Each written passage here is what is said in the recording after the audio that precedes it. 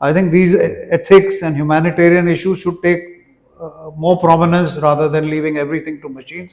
Otherwise, we'll dehumanize ourselves.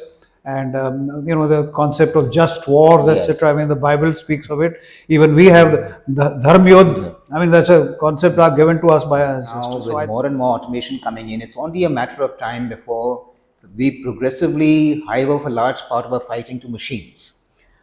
In which case, it is how they fight, etc., is a matter of the algorithms that they are fed with, and they will fight according to those algorithms. In these sort of circumstances, would you think, sir, that moving ahead, the qualities that are required for victory, so to speak, would be more a greater understanding of technology and how to use these assets than our traditional aspects of leadership, of motivating people?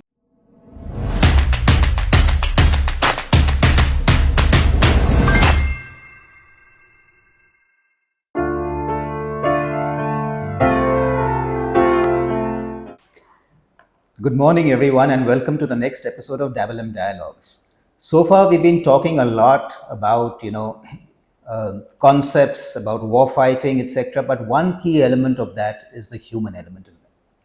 And today, I'm really delighted to have as my guest Admiral Arun Prakash, former Chief of Naval Staff, and we will focus our discussions on leadership. It's a really critical combat enabler, I would say, and discuss, its changing norms, etc.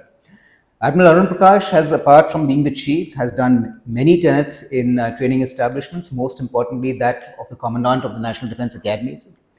So I thought, sir, we'll start the discussion with what do you feel are the major attributes of leadership? And have these sort of changed over the years, or are they, non-changing and are permanent in nature? Well, in my experience, Monty, and I may be old-fashioned, but I've always believed that integrity and moral fiber are the two basic traits that a leader must possess, because only then will he have credibility amongst those he leads. So you can say that these two traits are immutable, and time may change many other things, technology, management, etc. But I think integrity and moral fiber are two basic traits that a leader must possess. And then, having established that, we can go on to other issues related to leadership. That's been my experience, and I speak from the stage of a cadet to reaching general or flag rank. I find that integrity, moral fiber are essential. So moving along from there, so now on changes that we're talking about. So one of the big ticket changes, of course, is technologies. And with technology, let's first speak about things like automations. And you'll find that now with more and more automation coming in, it's only a matter of time before we progressively hive off a large part of our fighting to machines. In which case, it is how they fight, etc., is a matter of the algorithms that they are fed with, and they will fight according to those algorithms. In these sort of circumstances, would you think, sir, that moving ahead, the qualities that are required for victory, so to speak, would be more a greater understanding of technology and how to use these assets than our traditional aspects of leadership, of motivating people and things like that, and taking people along with you? I think this has been a recurrent fear that technology will one day make leadership redundant. I think we've seen this scenario repeatedly.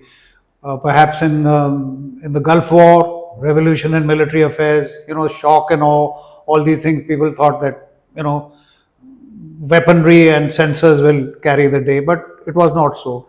Then again in Afghanistan, United States and the Allied forces fought for 20 years. There were 10 or 12 allied commanders, some of them were sacked, etc. So what emerged was that notwithstanding technology, notwithstanding smart weapons, long range sensors, leadership will still play a role.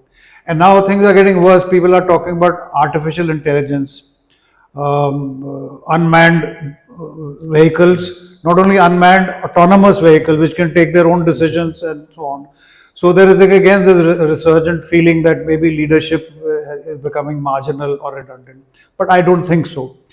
Of course, we hope that the day doesn't come when artificial intelligence replaces human beings and starts guiding our destinies. We hope that the scientists will make sure it doesn't happen.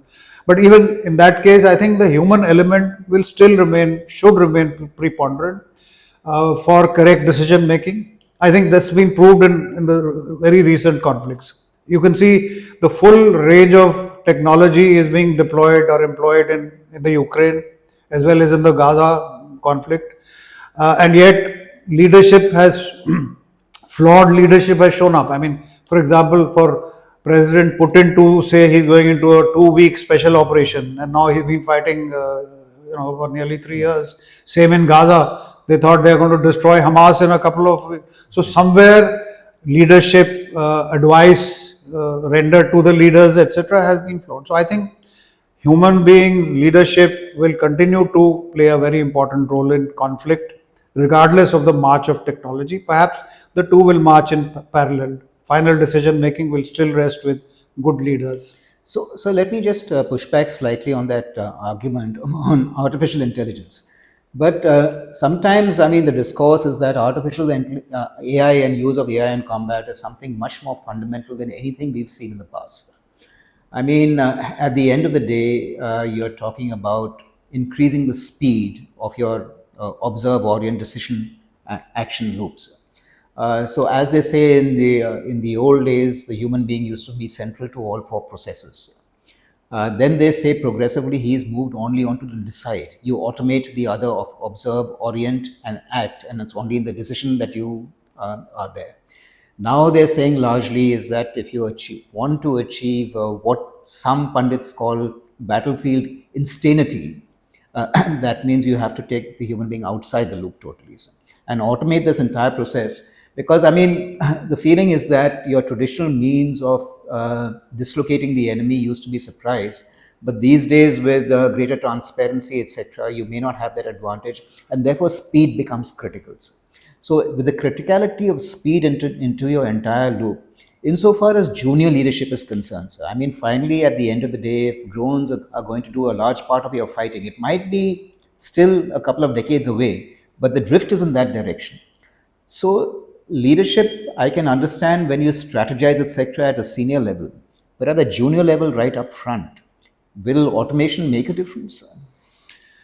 Well, I mean, how junior are you talking? Now I understand in some armies they are equipping the foot soldier with drones and the infantry with the data terminals. Yeah. So he gets information, up to date information, both about the enemy and about decision making from his superior command. But you mentioned the OODA loop, the observe, orient, decide, and act. That loop is ever since Colonel John Boyd coined this phrase. It is more or less eternal. This process has to be gone through. Yes. Whether human beings undertake it or machines take it. Machines will of course have a faster OODA loop cycle. But remember that if your OODA loop is getting faster, so is the enemy's. Yes. So it's a question of whose OODA loop gets faster and faster. But I think again, it cannot be left completely to machines because there is an ethical element also. The OODA loop taken, I mean the decision taken by a machine or a autonomous vehicle may be incorrect or ethically wrong, which I think a human intervention is called for. So, as you say, at the junior level, yes, it will facilitate decision making fast, and you can enable people to get inside the enemy's OODA loop. But I think still, human interface, we must ensure that it remains in the cycle. Otherwise, they're likely to go wrong, both tactically, operationally, and above all, ethically wrong. Because leaving decision making to for a machine or a sensor, any human figure moving on the ground is a target. It may be a child or a woman. Of course, ethics seems to be taking a backseat these days, but I think we have to remember that in war, ethics is still an essential factor. And if you keep that in mind, I think the human element, both at senior and junior level. So you use machines and unmanned vehicles and autonomous vehicles as instruments of conflict, but don't allow too much decision-making space to them. That would be my Yes, opinion. though, yes, I mean, we can debate this endlessly. But I mean, one school of thought always is that while ethics is required and is certainly the baseline, but when it comes to combat, sometimes, things reach a point where, anything and everything becomes fair almost. And if you can seek any advantage, you will seek it, irrespective of the long term consequences of that. So, in a sense, that if a nation feels that they will accrue an advantage by automation, by assuming a greater degree of automation, one can expect that in combat to happen. Well, I think we can see it happening in front of our eyes in this Israel-Hamas conflict. I think Israel has now handed over, there's, I believe, 24-hour, 24/7 surveillance of the Gaza Strip. They know who's moving where, etc. I think machines are taking a lot of their decisions. They've decided to put ethics in the background. But to my mind, my personal opinion, there will be a price to pay at some point of time as a nation, as a culture. You cannot disregard humanitarian issues. So, and as we go along, I think these ethics and humanitarian issues should take more prominence rather than leaving everything to machines. Otherwise, we'll dehumanize ourselves. And the concept of just wars, Yes. etc. I mean, the Bible speaks of it. Even we have the dharm yodh. I mean, that's a concept given to us by our ancestors. So I don't think, maybe I sound non-technical and old-fashioned. No, I don't think so. But Yes, sir. I think we need to keep. I like that phrase you use, dehumanization, because at the end of the day, there's not going to be any distinction between human beings and machines. Yes. Then I think you're living in a different world altogether. Sir. And you look at tomorrow's battlefield in Gaza. What satisfaction will the conquerors get out of devastation that's been wreaked? So the other issue that comes up, sir, is that we've always said that leadership is a function, at least moving along in the same tone, that leadership is, management is a subset of leadership. But today, when we look at warfare, it's such a diverse sort of enterprise, you can say, where there are so many moving parts that have to be brought together. If you want the outcomes you want at the least possible cost, then it becomes largely an exercise also of logistics, of managing and making sure everything moves according in a time-bound manner. Sir. Would you say that this function, the managerial function, is now starting to outweigh the function of a person who has to motivate people and things like that? Is this becoming key to future conflicts? Well, as far as management is concerned, I think we misunderstood. At least people of my generation, for a long time, we misunderstood management, and we pushed it to the background. Till in my own case, till I visited the College of Defence Management, as a flag officer, and I saw what they were. We have a very fine inter-service College of Defence Management in Secunderabad, and I found out the kind of topics they were dealing with and the methodologies that they were being taught to the student there. I realized that management was a great instrument, or I would say even a weapon for a leader to utilize. To say that management can substitute leadership would be a step too far. And I think if you go back to the Vietnam War, we had the management wizard called Robert McNamara, who was in Ford Motors, and he was brought by, I think, President Kennedy, and he served for 7 years as Defense Secretary. And he brought a lot of management procedures and drills into combat. Whole of Vietnam War, McNamara's war. But at the end of the day, they realized that management is a very, very useful tool which must be used by military leaders, but it cannot replace leadership. And it's the same, our experience is the same. In fact, we should teach management skills at a slightly earlier stage, so that when a person goes in command of a unit, then he can learn managerial skills to the best of his advantage as a military leader. But to answer your question, it is not a substitute, but it is an extremely useful tool or an instrument for a military leader to use at the appropriate times. And another connected issue is that we used to think that logistics is something that will automatically happen. But now it is dawned upon us, not now, but a few years ago, that logistics is the key to combat. If you overlook logistics, or if logistics are not efficient, then you're going to lose the war. So I'm glad to see that logistics is also now coming into the planning process, part of, I think, the commander's estimate or the appreciation while planning for an operation. So I'm glad you brought out the CES, it's process-driven sort of planning. And I remember a very interesting question. When I was at the U.S. Naval War College, and we were being taught the commander's estimate of the Yes. situation. And it's a very elaborate process where your enemy's courses of actions, own courses of actions, and then you have a grid where you war game each versus the other. So if you have 3 of your own and 3 of the other, you're talking about 8-9 different games that Yeah. you're playing out, and then you finally see all this. And the question that was asked, it was a very, I would say, intuitive question by one of the students, that if you do all this and it's so science driven, where is the zest of leadership? Where does leadership come into play?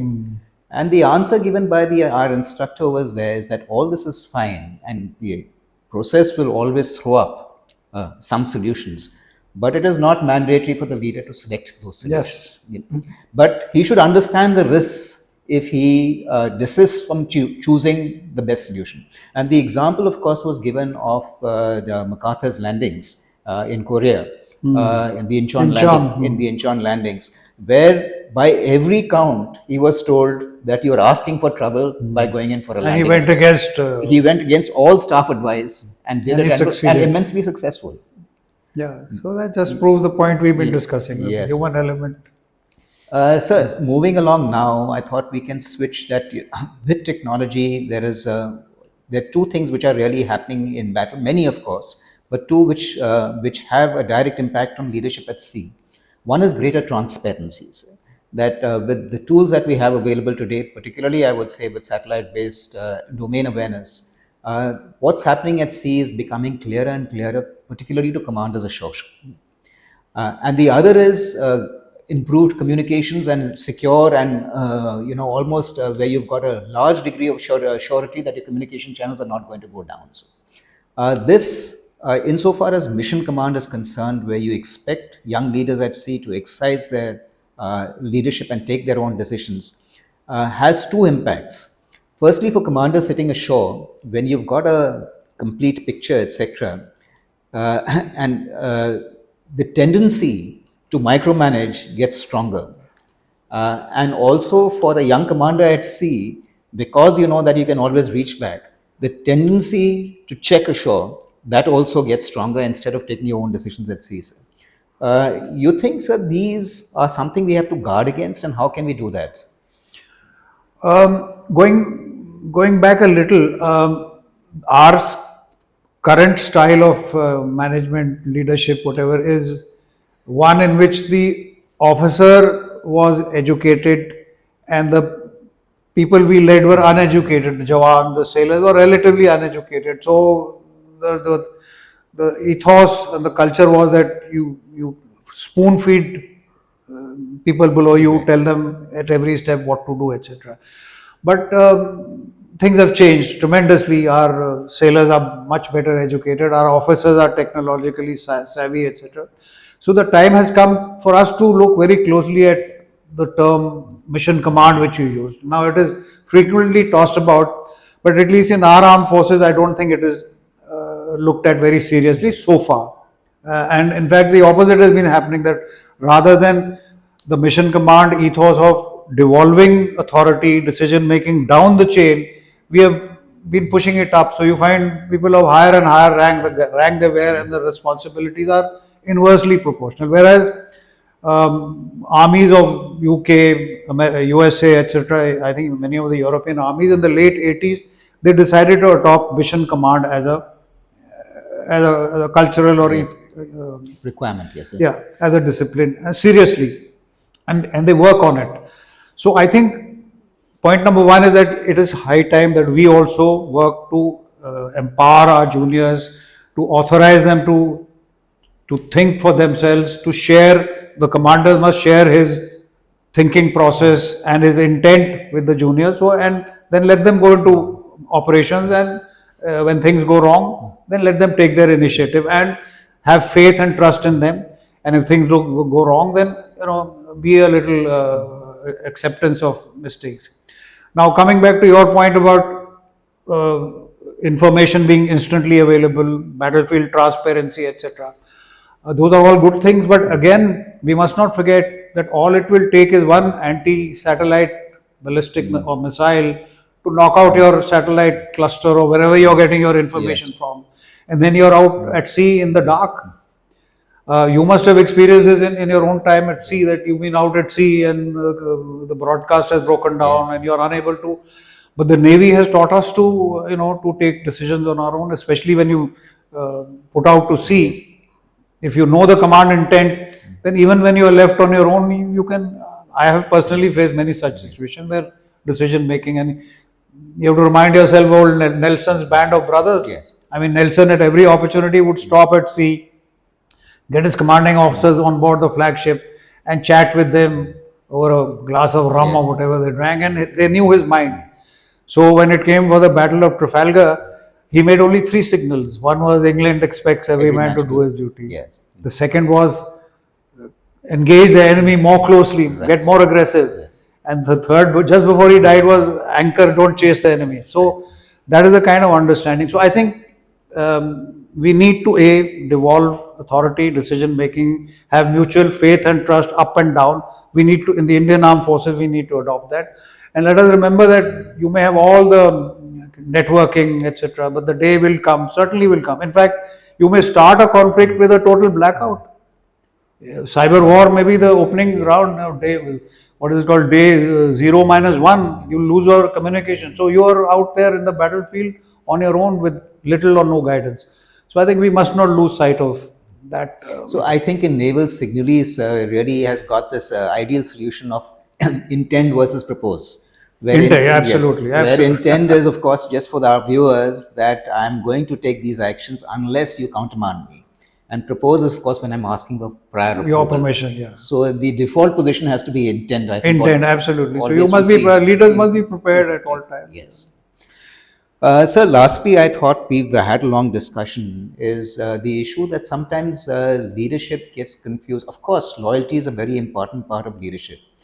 But I mean, things are evolving so fast right now that sometimes I would say, particularly on technology, application of technology, on structures, evolving concepts of warfare, there are times that you would say that junior leadership is being schooled in a different dimension, etc., is more adept at adapting themselves to these evolving forms of warfare.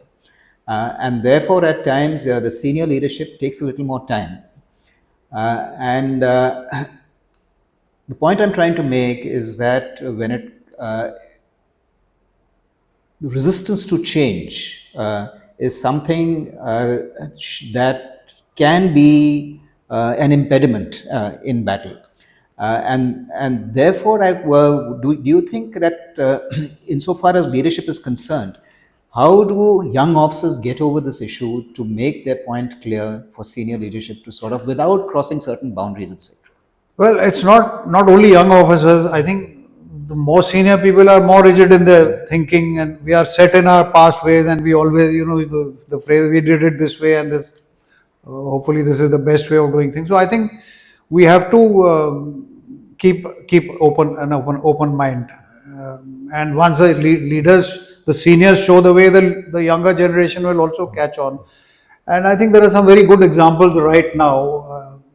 This jointness and creation of theatre commands, etc., are issues which are being tossed up around every now and then. In fact, this issue has been alive for about 25 years. No decision has been taken for the reason that we are so set and rigid in our minds about how to do things, how to undertake operations, that we feel that any change is going to be harmful to us. And this is not peculiar to us, to India. I mean, anywhere there has been a reform in military affairs, etc., it has been resisted by one service or the other. In the USA, it was the US Navy, which was very conservative. In the UK, it was I think the Royal Navy. It was the British Army. So everywhere you will find resistance to change. Unfortunately, change very rarely comes from within the services. It is normally imposed by the political leadership. And the political leadership, one hopes, has the breadth of vision and the wisdom to see that a certain measure or a certain reform is essential for national security. And then when that happens, they make up their mind and they impose it on the armed forces. So unfortunately, that is the norm now, that wherever reform is or change is brought about, it comes from the political. So we have to accept that fact. But there is a little danger here that once the politicians decide to intervene in military affairs, then it works both ways. Then there's a risk of politicization of the armed forces, which is something that we need to guard against very, very carefully. So those are my views. So lastly, sir, I just thought I'll ask you is also, when we groom our leaders, how do we make sure that we give it adequate weightage in our system, that you have inspiring leadership always on top. There are the odd occasion where you even have toxic leadership. I mean, are there any measures that we can take just to ensure that that is truly inspirational? Well, you can't ensure that all your leaders will be saints. You will have good military leaders who are flawed characters. That happens. I mean, we've seen it in history also. But I think leadership is a serious enough issue for us to take it, as I said, as a serious issue. So you have to start from the beginning. When you take in a cadet who enters the armed forces, you have him with you for 2, 3, 4 years. Then at every stage you have the staff college, the war colleges, then you have the National Defense College. So leadership should form an integral part of what you call professional military education, PME. Yes. PME runs as a unbroken thread from cadet to general. In the other armed forces, they also, non-commissioned officers also do PME. So we need to institute PME as an unbroken thread from time to time, where you will indoctrinate people, you will remind people, and it will change. The essential traits of leadership will remain, but the circumstances change. So the kind of leadership you exercise in different ranks will have to be different. So I think we need to integrate this and we need to start right from the beginning. Ethics. Other countries, I mean, the Naval War College, as you know, has got a college of ethics and leadership. The British Army has got a college of leadership. The Indian Navy has got a small cell. Yes, sir. Center for leadership and that's a behavioral small studies. beginning, but we need to treat leadership as a very serious issue, which we haven't done so far. And it needs to be at every level. People need to be reminded that you are now leaders, basic leaders, middle level, strategic leadership. Yes. It needs to be learned, I think. So I think what I'm getting is that it's a continuum, and therefore this is the training in this aspect is something that never really stops. You all the time learning. Any last words for the viewers, sir, that you'd like to have on leadership? No, I'm glad you've taken up this topic, and dialogue doing great guns. But I think taking up leadership was a very wise and sensible step. So it remains for me to thank you once again, sir, for participating on this platform, and look forward to many such engagements in futures. Thank you.